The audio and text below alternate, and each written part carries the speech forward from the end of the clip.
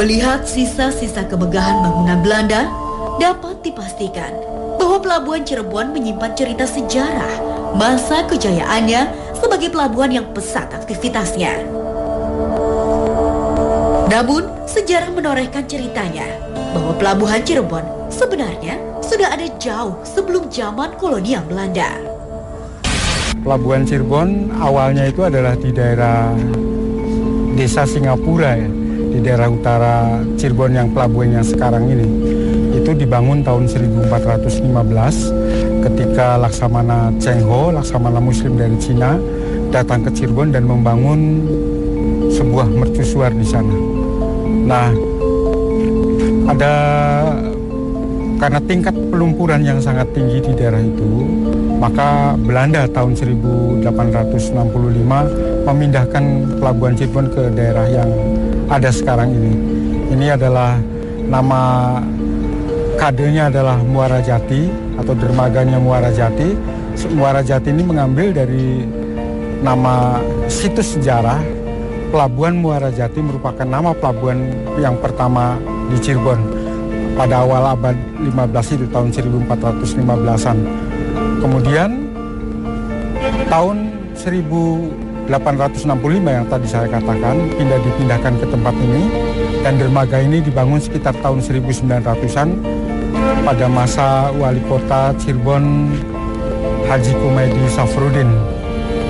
Nah, tahun 1970-an nama Pelabuhan Cirebon adalah Tanjung Mas, kemudian dipindahkan sebagai nama pelabuhan di Semarang. Emas di sini adalah diharapkan bisa menjadi tanjung yang berbuahkan emas, tetapi ternyata lebih membuahkan hasil priuk maupun perak, dan akhirnya dalam catatan saya nama Pelabuhan Cirebon itu pelabuhan tanpa nama.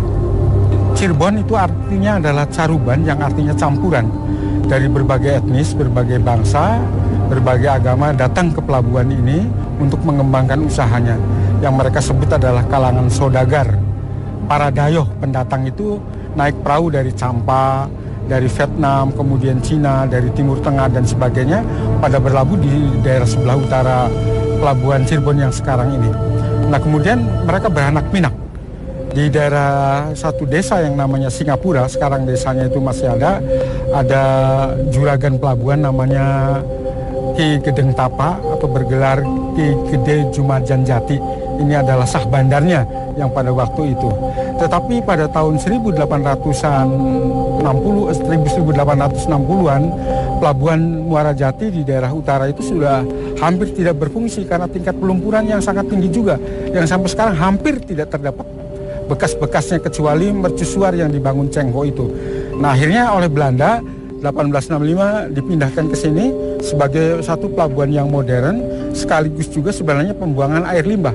Jadi kenapa terjadi sedimentasi yang sangat tinggi? Karena memang Pelabuhan Cirebon dikepung oleh sungai-sungai. Pada sebelah selatan ada Sungai Krian yang sedimentasi dari Gunung Ciremai juga tinggi. Kemudian sebelah utara ada Sungai Bondet yang sama hulunya adalah di sekitar Ciremai dengan arus pembuangan yang sangat tinggi, ditambah dengan sungai-sungai buatan Belanda kayak Sungai Tangkil, Sungai Sukalila dan sebagainya, sama-sama membuang lumpur sekaligus limbah di daerah ini. Pada masanya, Pelabuhan Cirebon pernah mencapai puncak kejayaan sebagai jalur lalu lintas perdagangan antar negara. Walau kini kilau kejayaannya perlahan sirna, bukan berarti pelabuhan ini diambang kematian. Arsitektur tua bangunan zaman Belanda sebagai sisa peninggalannya menorehkan cerita sejarah yang kelak dapat kita ceritakan kepada anak cucu kita, agar kelak mereka dapat kembali menorehkan kejayaan pelabuhan ini sebagai bagian dari kejayaan bangsa Indonesia.